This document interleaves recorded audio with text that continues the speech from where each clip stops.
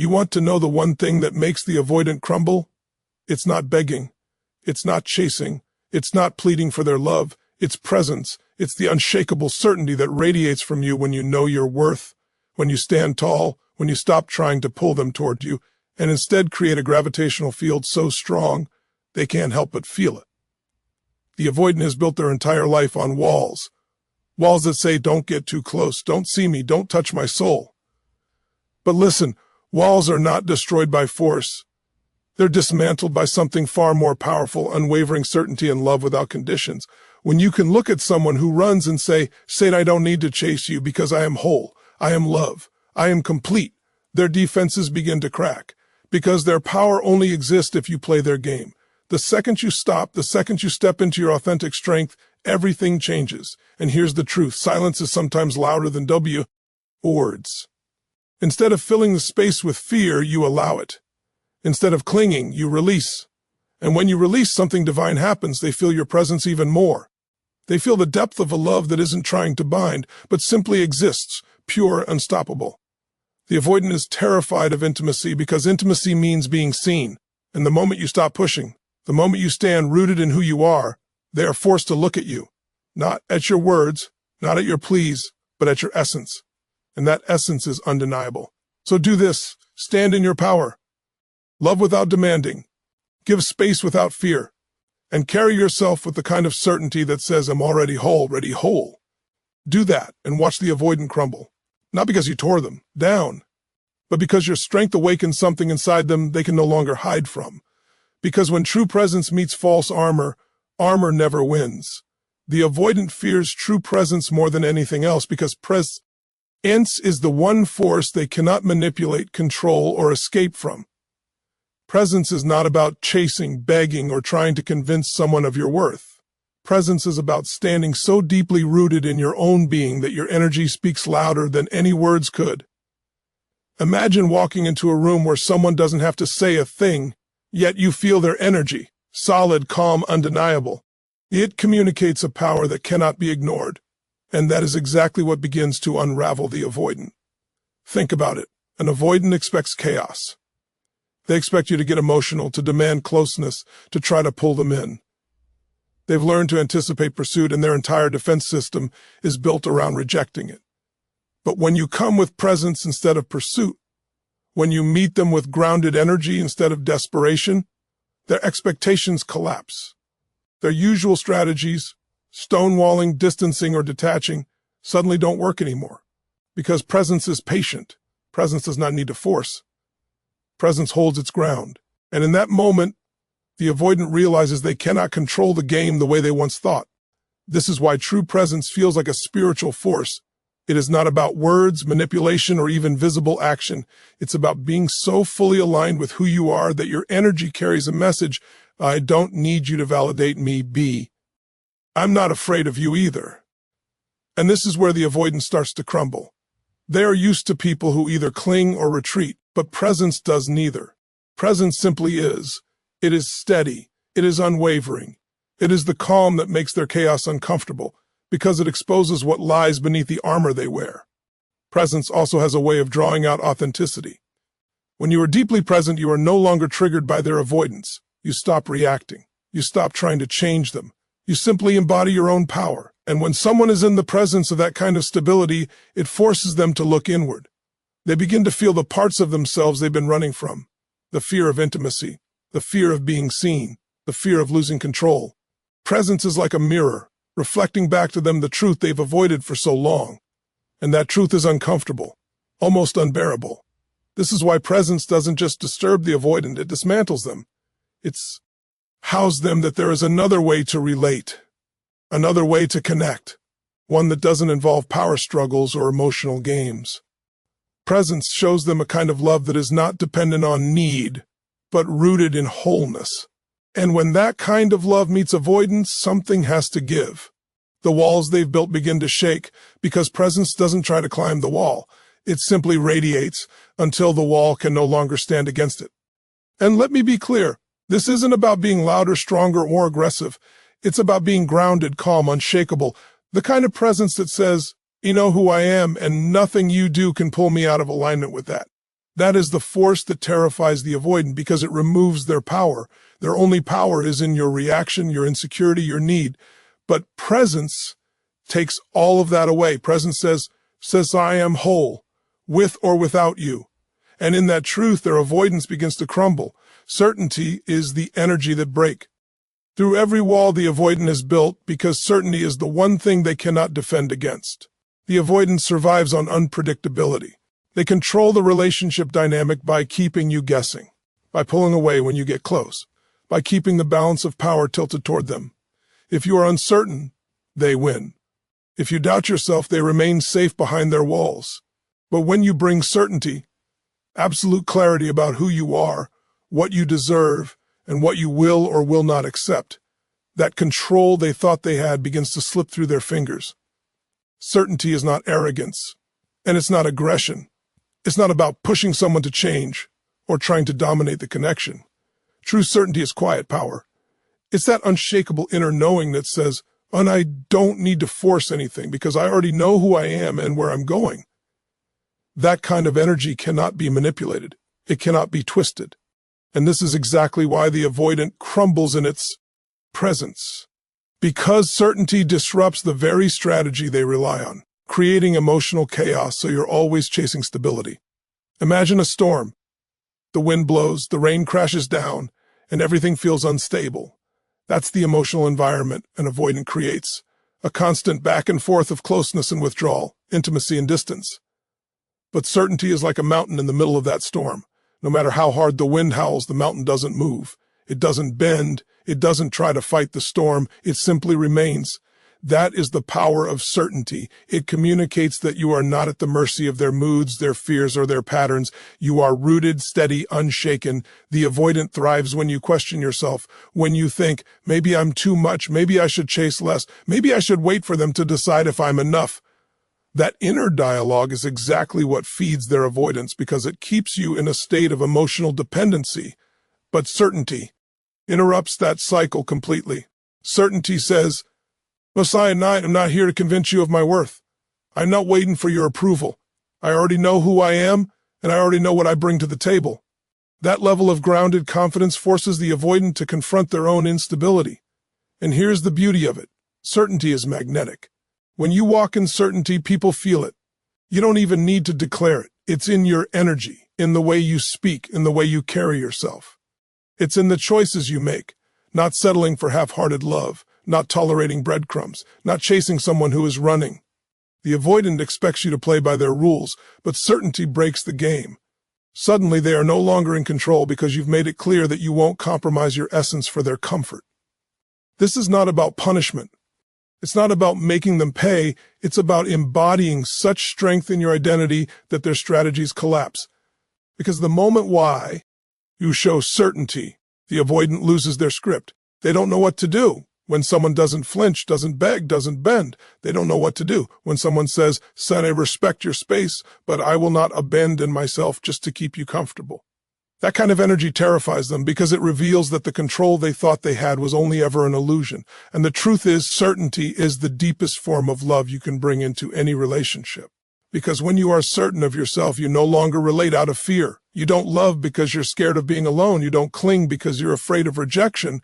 You love because you are already whole. And that love is an overflow, not a plea. The avoidant doesn't know how to handle that kind of love because it doesn't play into their fears. It confronts those fears head on and leaves no room for hiding. So when you stand in certainty, you shift everything. You remove the avoidant's ability to control because their control depends on your doubt. And when you no longer doubt yourself, their strategies crumble. Certainty is the power that ends the game because when you know who you are, no wall, no silence, no distance can shake you. And that truth is what makes the avoidant fall apart. Compassion without neediness is one of the most powerful forces you can bring into a relationship with an avoidant because it disarms them in a way nothing else can. The avoidant has been conditioned to expect that love always comes with a catch, that affection means demands, that care means pressure, that intimacy means loss of freedom. Their walls are designed to keep out not only rejection, but also the suffocating weight of being needed too much. When someone approaches them with compassion but without neediness, it interrupts everything they've been taught to believe. It creates a space where their defenses no longer make sense, where the armor they wear begins to feel unnecessary. Compass. Eon without neediness says, I see your struggle, I see your fear. I see the parts of you that want to run, and I don't judge you for it. But I also don't need to chase you, fix you, or force you to meet me where I am. That energy is foreign to the avoidant because most of their life they've experienced the opposite. They felt pressure, expectations, demands to show up a certain way in order for love to remain. The moment they sense that someone doesn't actually need them in order to offer care, they become intrigued, even unsettled. It's like looking into a mirror they've never seen before, one that reflects a kind of love that is spacious and unthreatening. This kind of compassion comes from strength, not weakness. Many people confuse compassion with overgiving, with bending themselves into knots to prove their love, but that isn't compassion. It's self-abandonment. True compassion respects the other person's journey while staying fully anchored in your own worth. It doesn't calla when the avoidant pulls away. It doesn't panic when they withdraw. Instead, it holds steady, offering warmth without strings attached. And in that steadiness, the avoidant feels something they rarely feel: safety. Safety to exist as they are, without fear of being consumed. Neediness, on the other hand, is what keeps their walls reinforced. The moment you make them responsible for your happiness, the moment you send the message that your emotional state depends on their attention, their instinct is to run. They fear that weight. They fear being trapped in a dynamic where love is conditional, where freedom is lost. But when you show them that your compassion is not a transaction, that you do not give in order to get, you shatter their assumptions about intimacy. You show them a version of connection that does not demand but simply exists. This doesn't mean you tolerate disrespect, nor does it mean you wait endlessly for them to change. Compassion without neediness is not passive. It's powerful. It says, I can care deeply for you without needing to control you, and I can care deeply for myself without needing you to complete me. That balance is magnetic. It communicates strength and wholeness. It lets the avoidant know that while you love them, you are not imprisoned by that love. You can stand beside them without losing yourself. What makes this so disarming is that the avoidant's entire defense system is built around escaping pressure. When there is no pressure, their walls lose purpose.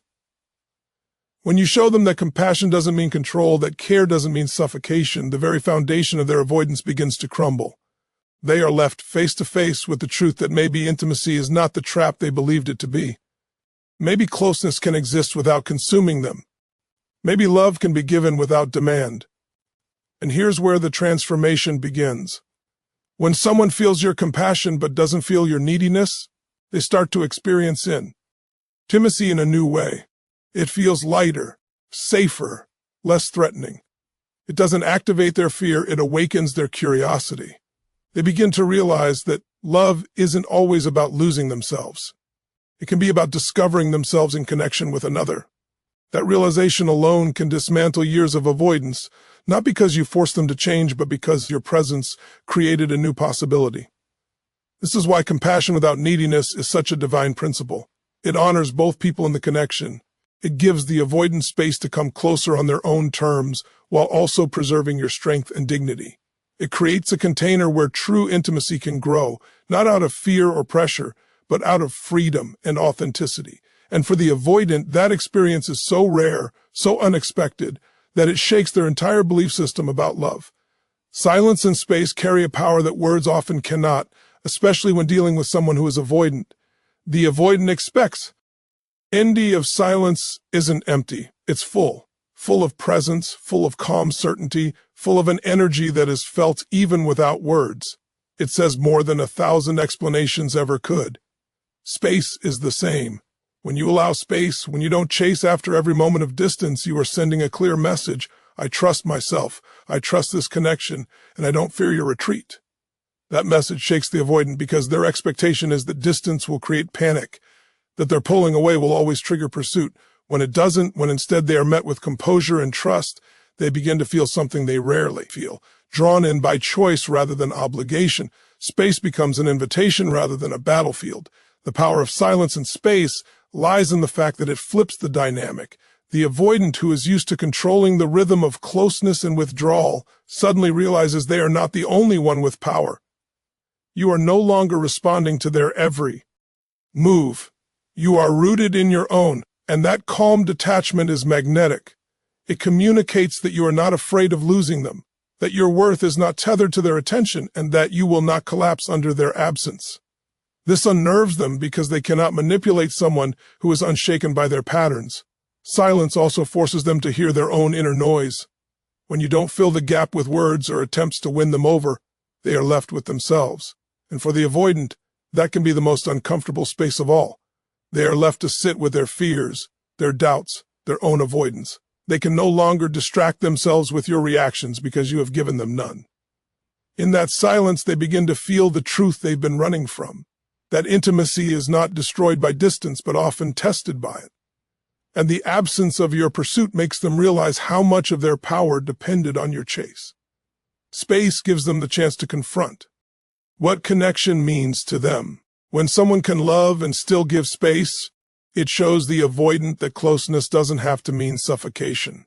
It reveals that freedom can coexist with intimacy, that love doesn't have to be a cage. This begins to soften their fears, because the very thing they ran from, closeness, suddenly feels safer when it isn't demanding, when it isn't chasing. In fact, they may find themselves moving toward you, not because they were pushed, but because space gave them the choice to do so. The key is intention. Silence and space that come from fear, from games, or from resentment only build more distance. But when silence and space come from grounded strength, they radiate peace. They become a message that says, I'm here, I'm whole, and I don't need to prove myself through noise. That message is powerful because it embodies both love and freedom at once. It offers connection without pressure. It creates a sanctuary rather than a battlefield, and it leaves the avoidant both shaken and intrigued because it is not what they expected. Silence is not absence, it is presence without force. Space is not rejection, it is trust without fear. Together they dismantle the avoidant's need for control because they reveal a truth the avoidant is rarely known, that love can breathe, that intimacy can expand, that connection can exist without chains. And when they feel this, the very walls they've relied on begin to crumble, because they no longer know how to defend against something that does not attack. Authentic power is the one thing an avoidant cannot ignore, because it strikes at the very heart of what they try to hide from. Authentic power is not about dominance, intimidation, or forcing someone into submission. It's not about raising your voice or proving your worth through effort. Authentic power is quiet, steady, and undeniable. It's the kind of power that radiates from someone who knows their value, who doesn't need external validation to feel complete, who stands rooted in truth rather than fear. And when you embody that, the avoidant feels it. They may not admit it, they may not even understand it consciously, but deep down they know they're in the presence of something they can't manipulate, something they can't run from without feeling the pull. The avoidant thrives on control. Their defense system depends on being able to push and pull to dictate when intimacy happens and when it doesn't. This is their comfort zone, and for years it has worked. But authentic power breaks that pattern because it refuses to play along. It doesn't beg for closeness, and it doesn't retreat in fear. Instead, it says, I'm here, I'm solid, and I don't need you to complete me. That message is unsettling to the avoidant because it removes the power imbalance they're used to. Suddenly, they are not in control of the dynamic because you have reclaimed control of yourself. Authentic power is irresistible because it carries truth. When someone is grounded in their worth, when they know who they are, they stop leaking energy into proving themselves. They no longer beg, no longer plead, no longer shrink. Their presence alone commands respect. And the avoidant, who is so accustomed to having others bend or break in order to hold on to them, is faced with a completely different reality. They are faced with someone who does not bend, someone who does not crumble, someone who does not chase. That is magnetic, because it reveals strength in a form they rarely see. Think about how the avoidant reacts to neediness. It suffocates them. It pushes them further away. Now imagine the opposite, someone who gives love freely but also holds their ground firmly. That is authentic power. It communicates, I am not afraid of losing you, because I cannot lose myself. That balance is intoxicating. It allows the avoidant to feel both the pull of intimacy and the safety of freedom at the same time. They are drawn in, not because you forced them, but because your power shifted the energy of the entire connection. Authentic power is also about boundaries. It's about saying yes when you mean yes and no when you mean no. It's about living with clarity and integrity, not bending just to avoid conflict or abandonment. For the avoidant, boundaries from a place of power are shocking. They are used to others overgiving, to people sacrificing themselves just to hold on to a shred of closeness. But when you hold boundaries with love, when you say, "This is who I am and what I accept," it commands respect without needing to fight for it. It shows them that intimacy can exist without loss of self. That is what begins to dismantle their fear. And here's the paradox. Authentic power doesn't just challenge the avoidant, it awakens them. It awakens the part of them that has longed for someone strong enough to meet them where they are without collapsing under the weight of their distance. They may resist it at first, because it disrupts their turns. But deep down it sparks curiosity. It stirs something within them that whispers, "This is safe. This is real. This is different." Because authentic power doesn't push, it doesn't pull. It simply exists in fullness, and that fullness exposes the emptiness of avoidance. When you walk in authentic power, you no longer participate in games. You stop trying to fix, chase, or rescue. You show up as yourself, whole, strong, unshakable. And that is when the avoidant feels something they cannot outrun, the pull of truth. They may fight it, they may deny it, but they cannot ignore it. Because in the presence of authentic power, all false control dissolves. And when their control dissolves, their armor begins to crack, and the truth they've buried for so long begins to surface. Love without chains is the purest force of transformation, and it is the one thing that rattles the foundation of an avoidant's entire belief system. For most of their life, the avoidant has equated love with loss of. Makes it so liberating, so disarming, and so foreign to the avoidant. An avoidant is accustomed to conditional love. They're used to relationships where affection comes with strings attached, where every act of care is secretly an expectation, where every gift requires reciprocity, where every declaration of love is really a demand in disguise. They've learned to fear intimacy because intimacy has always cost them something. But love without chains removes the cost. It says, "Kosha, you don't owe me closeness. You don't owe me performance. You don't owe me safety. I am not loving you to trap you. I'm loving you because it's who I am."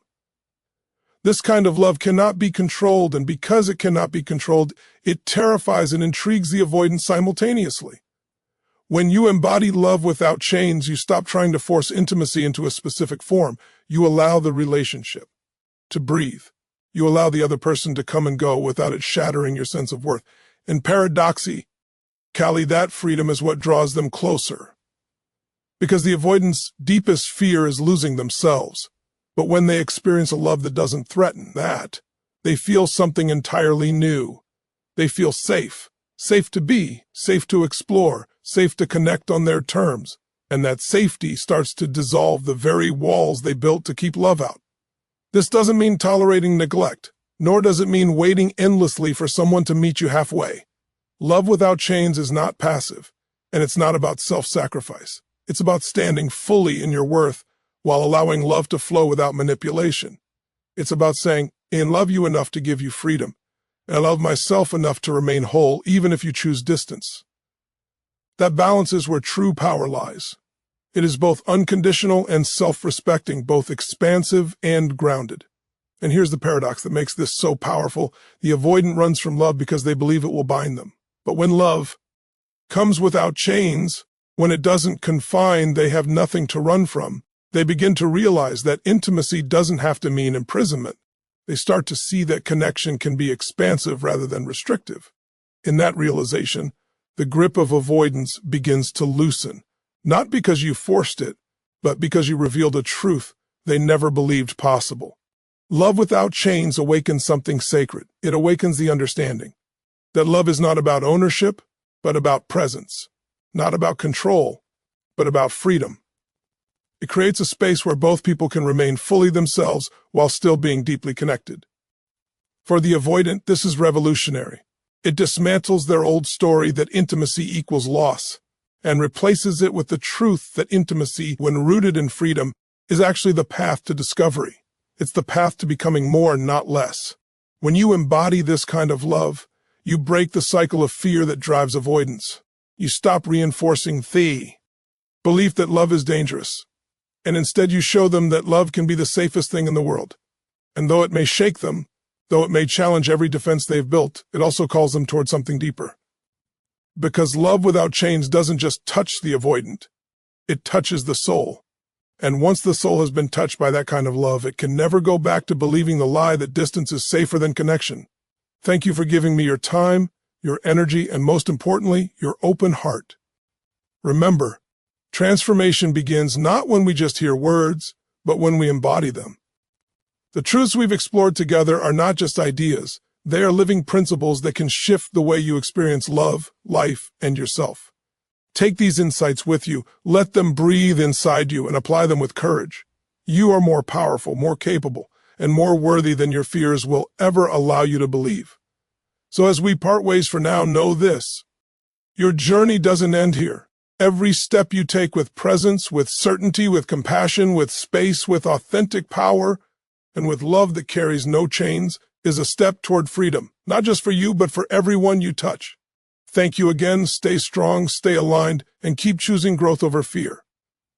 Until we meet again, go out there and live with the fullness of who you are.